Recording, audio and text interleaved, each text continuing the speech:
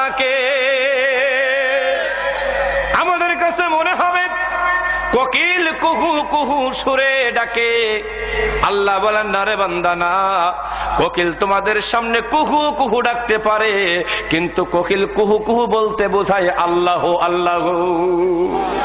মোরগ আমাদের সামনে কুকুরু কুকুর ডাক দেয়, আল্লাহ বলেন না রে বান্দা, না, মোরগ কুকুরু কুক বলে ডাক দেয় না, ও বলে সুবহান কুদ্দুসুন রব্বানা ওয়া রব্বুল মালাইকাতু ওয়ার রূহ।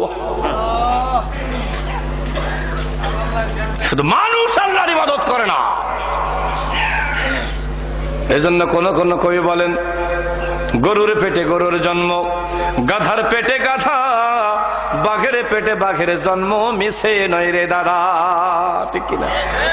এ গরুর পেটে গরুর জন্ম, গাধার পেটে গাধা, বাঘের পেটে বাঘের জন্ম, মিশে নয় রে দাদা।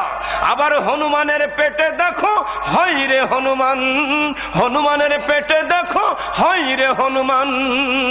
মানুষের পেটে তবে মানুষ হয় না কেন? ঠিক কিনা? মানুষের পেটে মানুষ যদি হবে, তাহলে এই দুনিয়ার সর্বশ্রেষ্ঠ মানুষকে জনাবে মুহাম্মদুর রাসূলুল্লাহ সাল্লাল্লাহু আলাইহি ওয়াসাল্লাম, ঠিক কিনা বলেন? ও সোনার আব্বাজান, এই মানুষ হয়ে কি করে নবীকে গালিগালাজ করে? মানুষ হয়ে বলে আমার নবী ডাকাত ছিল, আবার কেউ কেউ বলে আমার নবীর নাকি চরিত্রহীন ছিল, আমার নবী নাকি লুচ্চা ছিল, লম্পট ছিল। বলেন নাউযুবিল্লাহ। লুচ্চা লম্পট যদি না হবে, তাহলে 11টা বউ কি দরকার?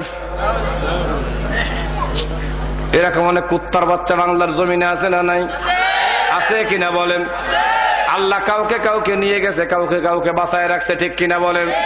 কিন্তু কেউ যদি এরকম করে, আল্লাহর কসম, আল্লাহ অনতি বিলম্বে বাংলার জমিন ছাড়া, বিশ্বের জমিন ছাড়া করে দেবে। গালি গালাজ তো দূরের কথা। সূরা লাহাব পড়েননি?